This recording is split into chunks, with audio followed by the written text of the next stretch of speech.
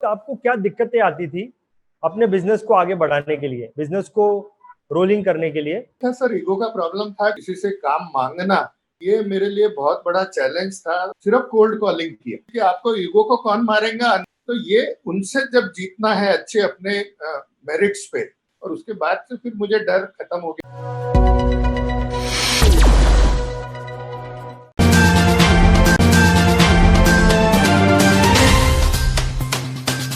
नमस्कार, मैं रंजीत सिंह। VITV एक नेशनलाइज्ड वेब बेस्ड चैनल है।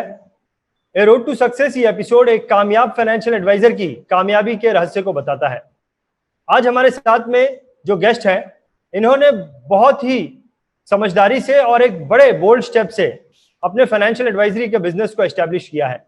इनका नाम मिस्टर महेंद्र कामत है और महेंद्र जी महाराष्ट्र के नागपुर से अपने फाइनेंशियल एडवाइजरी के काम को करते हैं।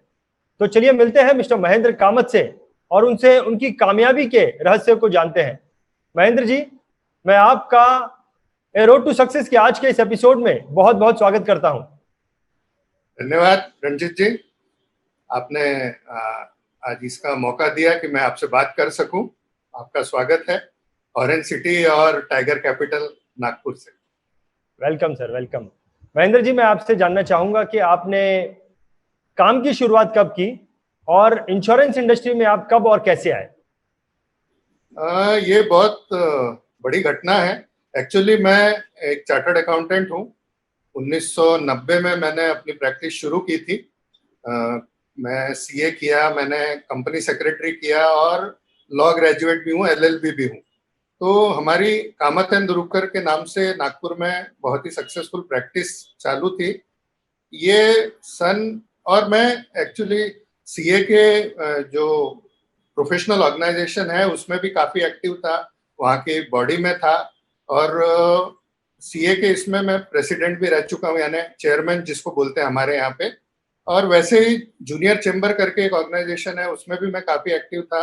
इंडिया का उस वक्त का सबसे बड़ा क्लब जो था ऑरेंज सिटी जूनियर चेंबर, उसका अध्यक्ष भी रह चुका था उस पीरियड में। तो ये सब पीरियड के बीच में एक दिन हमारे ऑफिस में फ़ोन आया कि मैं LT मूलचंदानी बोल रहा हूँ और मैं आपसे मिलना चाहता हूँ।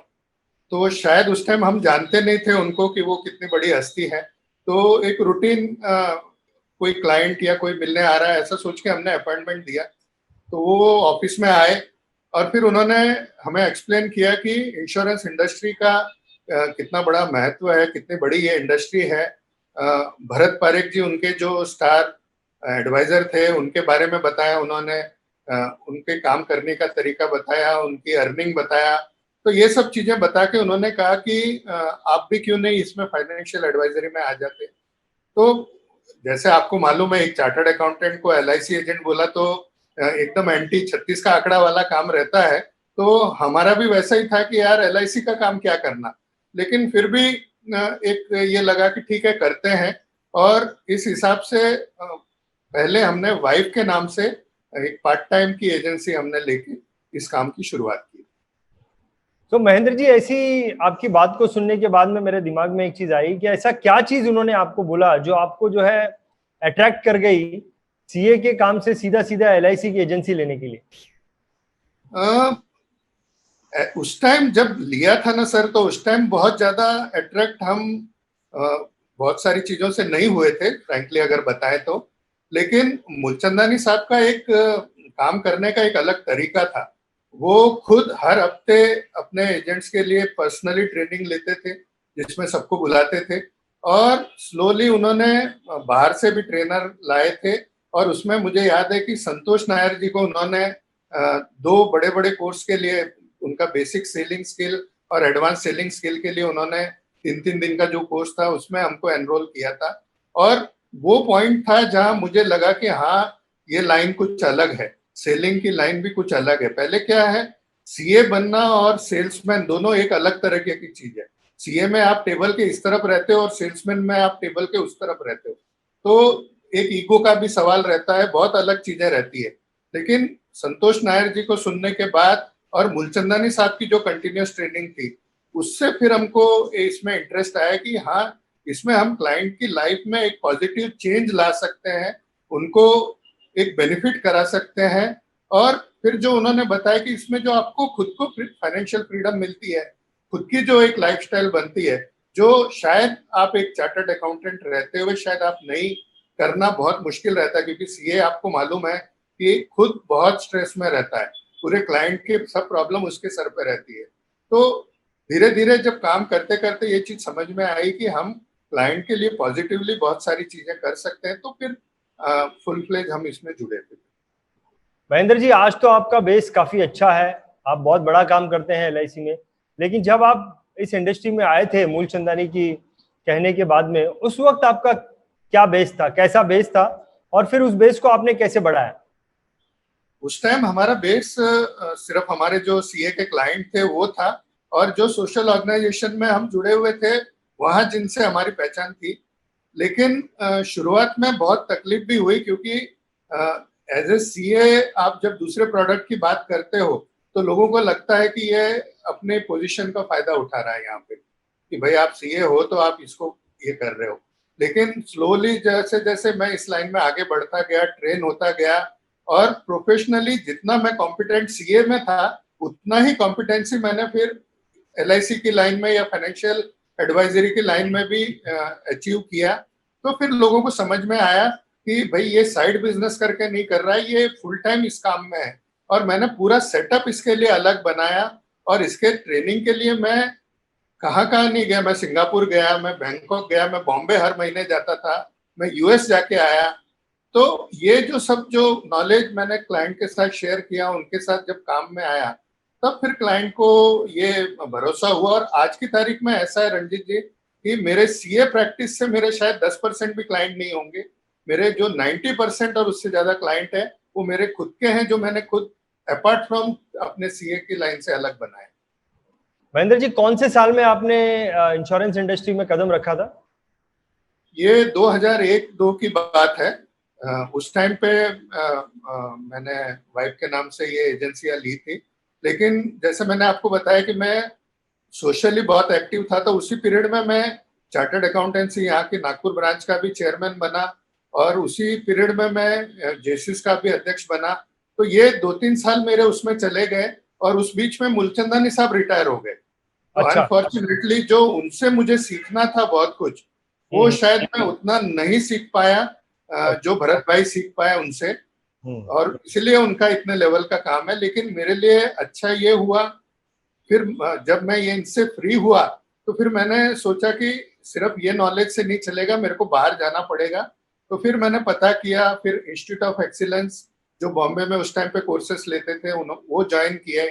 धीरे धीरे फिर गोपीनाथ सर जी जो कोर्स लेते थे वो किए, काजिम सर के कोर्सेस किए। तो इस तरीके से रेगुलर मैं हर महीने में मैं इस टाइप के कोर्सेस और नॉलेज लेता गया।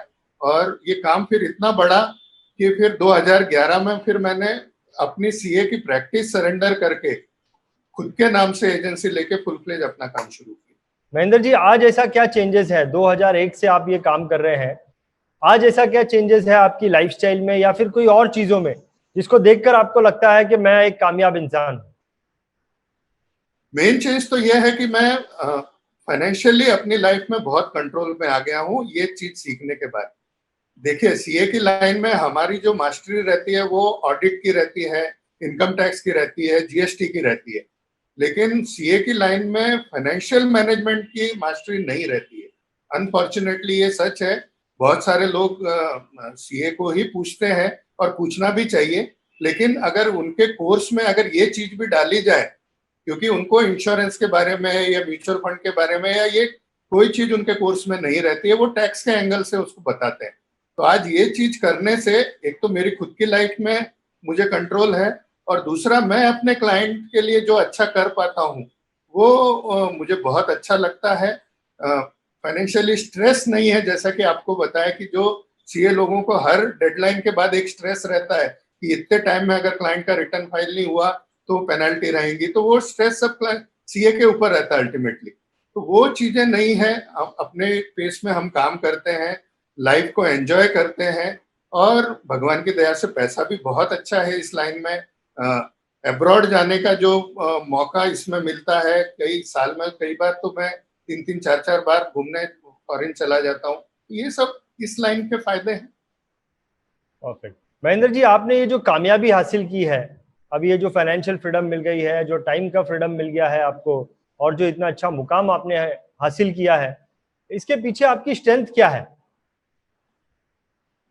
इसके पीछे जो मैं दो तीन चीजें समझता हूँ कि एक तो मेरा नेचर है कि हमेशा कुछ नया सीखना और खुद को ग्रो करना, ताकि हम क्लाइंट को अच्छे से अच्छा, जब तक आप उसमें मास्टर नहीं हो कोई फील्ड में, आप जनरल एजेंट में या जनरल प्रैक्टिशनर ही रहोगे। आपको किसी भी लाइन में अगर प्रोफेशनल बनना है या टॉप पे जाना है तो हमेशा रोज कुछ ना कुछ सीखना पड़ेगा। ऐसा नहीं कि साल में एक दो बार कुछ सीखना है, ऐसा कोई दिन नहीं जाता जहां मैं कुछ नया नहीं सीखता, कुछ नया नहीं पढ़ता, कुछ नया नहीं देखता। तो ये डेली रूटीन है मेरा कि कुछ मैं अपने को पढ़ते रहता हूँ। दूसरा, क्लाइंट फर्स्ट। आपका एटीट्यूड होना चाहिए कि मेरे बेनिफिट से ज्यादा क्लाइंट का बेनिफिट होना चाहिए। तो अगर आप हमेशा क्लाइंट के बारे में सोचेंगे तो क्लाइंट भी आपके बारे में सोचेगा। और तीसरा जो मेरे को लगता है कि जो मेरी चीज में आता है, क्रिएटिविटी, कि कुछ नए तरीके से हर चीज की जाए। मेरे यहाँ से जो क्लाइंट को बर्थडे कार्ड जाएंगे, विश जाएंगी, वो भी कुछ अलग जाएगा। उसको कैलेंडर जाएगा, डायरी जाएंगी, वो नॉर्मल नहीं जाएगी, वो उसकी पर्सनल जाएगी जिसमें उसका खुद का फोटो रहेगा। तो ये अच्छा, इस टाइप की छोटी छोटी चीजें बहुत सारी क्रिएटिविटी की करते हैं जो क्लाइंट के दिल को छूती है और फिर वो एक रिलेशन बनता है। बहुत बढ़िया, बहुत बढ़िया, बहुत बढ़िया। अच्छा महेंद्र जी, जनरली हर इंसान में कुछ ना कुछ वीकनेस भी होती है। आप में ऐसी क्या वीकनेस है जो कभी कभी आपको ऐसा फील कराती हो कि मैं जिसके वजह से मेरे बिजनेस में जो है आप थोड़ा पीछे चले जाते हैं? ऐसी कोई बात बताइए हमें। वीकनेस तो सर बहुत सारी है। वीकनेस तो बहुत है। एक्चुअली मैं बहुत ज्यादा प्रेस नहीं करता, बहुत फोर्स नहीं करता क्लाइंट को सेलिंग के टाइम में। बहुत ज्यादा प्लानिंग पार्ट में चला जाता हूँ। सीए का मेरा जो बैकग्राउंड है, तो बहुत सारी चीजें उनको समझाता हूँ। तो शायद हो सकता है कि वो सोचने में बहुत टाइम ले लेते हैं। और तो जैसे वो सेल्समैन का अप्रोच नहीं है कि ये प्रोडक्ट है, ये खरीद लो। पहले उनको समझाया जाता है कि आपने क्या करना चाहिए, वो किस तरीके से आपके लिए जरूरी है और क्या क्या चीजें अवेलेबल है, ये पूरा उनको समझाया जाता है। और वो शायद मेरा वीकनेस भी हो सकता है जो मेरी क्लोजिंग को डिले करता है। और तीसरा एक जो मेरा वीकनेस मुझे लगता है कि एंगर मैनेजमेंट में मेरे को काम करने की जरूरत है। कई बार अगर क्लाइंट के लिए काम बराबर नहीं होता तो फिर मैं बहुत ऑफिस में चिल्ला भी देता हूँ, अपनी टीम पे गुस्सा भी हो जाता हूँ। वो भी एक मेरा वीकनेस है। महेंद्र जी, एंगर मैनेजमेंट तो आपकी कमी है, ये आपका वीकनेस है। लेकिन आपने जो पहले बात बताई वो मुझे आपका वीकनेस नहीं, वो आपका पॉजिटिव पॉइंट लगता है कि आप जो है कस्टमर को बहुत ज्यादा समझाते हो, प्रेस नहीं करते हो। मुझे तो ये आपका पॉजिटिव पॉइंट लगता है। लेकिन एंगर मैनेजमेंट डेफिनेटली आपकी कमी है, उसके ऊपर आपको काम करना चाहिए। महेंद्र जी, एक फाइनेंशियल एडवाइजर, आपके टच में बहुत सारे फाइनेंशियल एडवाइजर होंगे, आप एक अच्छे लेवल पे काम कर रहे हैं, तो एक financial adviser as a businessman सबसे बड़ी गलती क्या कर जाता है अपने बिजनेस में? एज ए अच्छा, एज ए फाइनेंशियल एडवाइजर अपन बिजनेस में क्या गलती करते हैं? हाँ, एक financial adviser as a businessman क्या गलती कर जाता है? वो बिजनेस को बिजनेस की तरह नहीं लेता। ओके। वो चालक मालक बना रहता है, खुद ही सब चीजें करने रहता है। वो फॉर्म भी खुद ही भरेगा, ब्रांच भी खुद ही जाएगा, क्लाइंट के साथ भी खुद ही बैठेगा, हर चीज खुद ही करेगा। जबकि अगर आप बिजनेसमैन हो तो आप बिजनेसमैन की तरह से अगर सोचते हो तो आप बिजनेस को बड़ा कैसे करना, आप अपना विजन बड़ा करो, अपनी टीम बड़ी करो, अपने सिस्टम पे वर्क करो, इंफ्रास्ट्रक्चर पे काम करो। अगर ये चीजें हम सोचेंगे तो हम बिजनेसमैन रहेंगे, नहीं तो एक जनरल एजेंट के जैसे काम करेंगे। अब जैसे फ्यूचर हमको मालूम है कि डिजिटल है, वन टू वन सेलिंग का टाइम आप कितना सेल कर पाओगे, तो आप डिजिटल जाने के लिए क्या एफर्ट ले रहे हो। अगर हम ये नहीं सोचेंगे तो हम एक जनरल एडवाइजर ही रहेंगे, हम बिजनेसमैन नहीं बन पाएंगे। करेक्ट, सही बात है। महेंद्र जी, आपका कोई ऐसा अचीवमेंट हमारे साथ में शेयर कीजिए जो कि अचीव करना बहुत डिफिकल्ट था लेकिन आपने उसे अचीव किया। अचीवमेंट तो ऐसा ऐसे बहुत मैं ये नहीं मानता, क्योंकि अभी कुछ ज्यादा अचीव किया नहीं है, करने का बहुत बाकी है। जो जो हमारे इंडस्ट्री के स्टालवर्ट है वो जिस लेवल पे काम कर रहे हैं। लेकिन मेरा अचीवमेंट मैं यही मानूंगा कि एज ए चार्टर्ड अकाउंटेंट जो मेरा ईगो था कि भाई किसी के सामने मैं कैसे जाऊं, किसी के रिसेप्शन में चला गया और वो आधा घंटा मेरे को बाहर बैठा के रखे, तो मेरे ईगो पे मैं कैसे वर्क करूं, ये सब चीजें मैंने वर्क किया। और आज मुझे बिल्कुल नहीं लगता, अगर कोई मुझे बैठा के भी रखता है, कोई मुझे रिजेक्ट करता है, तो मुझे अपने पे तरस नहीं आता, मेरे को उस पे तरस आता है कि एक अच्छे एडवाइजर को वो खो रहा है, एक अच्छी चीज सुनने से वो वंचित हो रहा है। तो इस तरीके से जो मेरे माइंड पे मैंने वर्क किया है, वो मुझे लगता है कि मेरी अचीवमेंट है कि मैं अब उस चीज से डरता नहीं हूँ या घबराता नहीं। मानना पड़ेगा महेंद्र जी, वाकई में माइंडसेट को कंट्रोल में करना, जैसा कि आपने बताया कि ईगो को कंट्रोल में करना बहुत बड़ी बात है, और आपने उसको कंट्रोल किया और वो कंट्रोल करने का जो बेनिफिट है वो साफ नजर आता है। परफेक्ट। महेंद्र जी, आपका की सेलिंग पॉइंट क्या है जिसे अक्सर आप कोई भी बिजनेस डील को क्लोज करने में यूज करते हैं? जैसा कि मैंने आपको बताया, वो सेलिंग पॉइंट वही है कि मेरे यहाँ जब कोई नया बंदा आता है, प्रोस्पेक्ट या क्लाइंट, तो मैं पहले उसको सेल करता ही नहीं। पहले उसको शायद 2 सिटिंग में तो उसको पूरा समझाता हूँ कि मैं फाइनेंशियल प्लानिंग क्या होती है, क्यों करना चाहिए, क्या स्टेप्स हैं उसके, डिफरेंट डिफरेंट ऑप्शन क्या है जिसमें वो करना चाहिए, उसके गोल्स क्या है, वो गोल सेटिंग करना, उसका हर चीज जो प्लानिंग उसके लिए जरूरी है वो उसको समझाता हूँ। और फिर बाद में मैं सेलर की जगह पे असिस्टेंट बायर बनता हूँ। मैं उसके साथ खड़ा होता हूँ, न कि कंपनी के साथ खड़ा होता हूँ। मैं उसको बताता हूँ कि मार्केट में ये सब ऑप्शंस अवेलेबल है, इसके ये प्लस है, ये माइनस है, और इस तरीके से चलोगे तो तुम अपना गोल अचीव कर पाओगे। तो उसके साथ जब असिस्टेंट बायर बन के मैं काम करता हूँ, तो मुझे लगता है कि वो बहुत कंफर्टेबल भी फील करता है, और वो एज ए जो सेल्समैन से थ्रेटन जो होते हैं लोग, वो नहीं होता, फिर उसको वो अपने घर का आदमी लगता है। Perfect perfect. मुझे भी ऐसा लगता है महेंद्र जी कि अपने को एक, आपने जो असिस्टेंट बायर जो नाम दिया, यानी कि कस्टमर की चेयर पे बैठ के हमको सोचना चाहिए, और ये प्रैक्टिस हमें करनी चाहिए एज अ फाइनेंशियल एडवाइजर। ये हर किसी को प्रैक्टिस करनी चाहिए, क्योंकि अगर मैं इस चीज को सीख जाता हूं या इस चीज को अपने अपने बॉडी का पार्ट बना देता हूं या आत्मा का हिस्सा बना देता हूं, तो ये सेल्स करना मेरे लिए बहुत आसान हो जाएगा। ये आपने बहुत अच्छी बात बताई कि आप अपने को जो है असिस्टेंट बायर बना देते हैं। आपने नाम भी बहुत अच्छा दिया। महेंद्र जी, आपसे जानना चाहूंगा कि आपके बिजनेस ग्रोथ की बड़ी वजह क्या है? 2 बड़ी वजह है सर। एक तो हमारा प्रोफेशनल अप्रोच, हर काम करने के पीछे जो अप्रोच है हमारा पूरा प्रोफेशनल है, सिस्टम पूरे प्रोफेशनल है। और दूसरा, क्लाइंट के साथ रिलेशन। हम क्लाइंट के साथ बिजनेस के लिए, शॉर्ट टर्म के लिए क्लाइंट के साथ रिलेशन खराब नहीं करते। मेरे फायदे से ज्यादा उसका फायदा होना चाहिए, मुझे क्या मिल रहा है उससे ज्यादा उसको क्या मिल रहा है वो देखना चाहिए। ये जो 2 चीजें हैं, ये इस पे हम काम करते हैं, और इसके कारण सक्सेस मिलती है। ओके। महेंद्र जी, आप नए कस्टमर्स को कैसे एक्वायर करते हैं, उसके लिए आपकी स्ट्रेटेजी क्या है? मेनली तो सर रेफरेंस है कि जो हमारे सेटिस्फाइड कस्टमर रहते हैं, वही अपने पहचान वालों को लेके आते हैं कि तू इनकी बात सुन, इनके साथ बैठ, मेरे लिए बहुत अच्छा प्लान किया है, तू भी अपने लिए इनके साथ बैठ के समझ। तो एक तो रेफरल है, दूसरा सोशली मैं काफी एक्टिव हूँ। अच्छे ऑर्गेनाइजेशन में मैं बहुत इन्वॉल्व हूँ, जिसमें अभी रोटरी हो गया, सीए हो गया, यहाँ पे जैसे विदर्भ मैनेजमेंट एसोसिएशन है, विदर्भ इंडस्ट्रीज एसोसिएशन है, ऐसी कई ऑर्गेनाइजेशन है। मैं खुद पर्सनली ट्रेनिंग भी लेता हूँ लोगों की पर्सनालिटी डेवलपमेंट पे। तो ऐसे सोशल कनेक्ट काफी अच्छा है, तो उससे भी लोग जानते हैं। और अब मैं, जो मेरी कमजोरी है कि डिजिटल, इस पे मैं उतना ज्यादा नहीं था, लेकिन अब धीरे धीरे मैं वो भी सीख के, लॉकडाउन के टाइम वो सीखा मैंने, और अब डिजिटल प्रेजेंस बढ़ा रहा हूँ ताकि डिजिटल में जाके मैं लोगों से कनेक्ट हो सकूं। तो महेंद्र जी, ये ट्रेनिंग लेना आपकी बिजनेस स्ट्रेटेजी है? आप जो यस, ट्रेनिंग लेते हैं, दिस योर ये बिजनेस? स्ट्रेटेजी नहीं, ये मेरे वे ऑफ लाइफ है, यानी ये नेसेसिटी है मेरे लिए। कैसे? अगर मैं कभी ट्रेनिंग नहीं लूं या कुछ पढ़ूं नहीं या कुछ सीखूं नहीं, तो वैसा कोई दिन नहीं है या वैसा कोई टाइम नहीं रहता। ये ऑनगोइंग प्रोसेस है। जैसे हम बोलते हैं ना, हमारे बिजनेस में प्रोस्पेक्टिंग जरूरी है, वो रॉ मटेरियल है, वैसा ही ये ट्रेनिंग भी एक हमारा रॉ मटेरियल है जो हमारे माइंड पे वर्क करता है कंटिन्यूअसली। बहुत बढ़िया, बहुत बढ़िया। ये एक बहुत अच्छी हैबिट है कि आपको पढ़ने की एक हैबिट है, आपको ट्रेनिंग देने की एक हैबिट है, जो कि डायरेक्टली आपके बिजनेस में आपको बहुत हेल्प करती होगी। यस। महेंद्र जी, आपके बिजनेस में कौन से ऐसे नियम हैं जो कि आप बहुत स्ट्रिक्टली फॉलो करते हैं? दो नियम हैं जो मैंने गोपीनाथ सर से सीखे हैं। पहला नियम है कि what is good for my client, only that is good for me. If it is not good for him, it can never be good for me.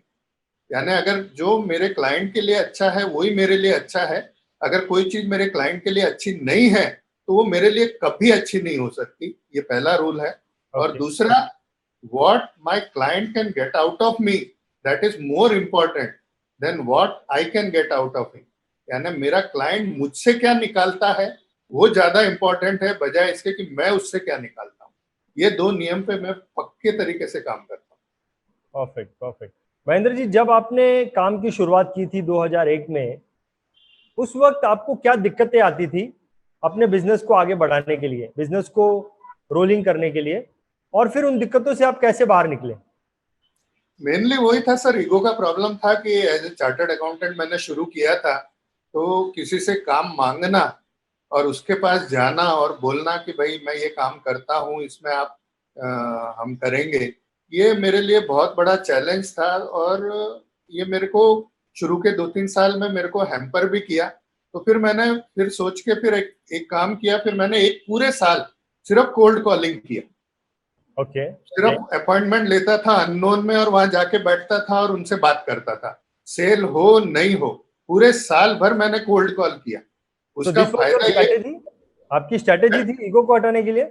Ego को हटाने के लिए वो स्ट्रेटेजी थी कि आपको ईगो को कौन मारेगा, अननोन लोग ही मारेंगे बहुत जो बढ़िया। आपको नहीं जानते। वो आपको जब अपमानित करेंगे, आपको बैठाएंगे, टाइम नहीं देंगे, आपकी बात नहीं सुनेंगे। तो ये उनसे जब जीतना है अच्छे अपने मेरिट्स पे, वो एक स्ट्रेटेजी थी जो मैंने पूरे साल वो की। और उसके बाद से फिर मुझे डर खत्म हो गया कि यार कोई रिजेक्ट करेगा तो क्या होगा, कोई समझेगा नहीं तो क्या होगा।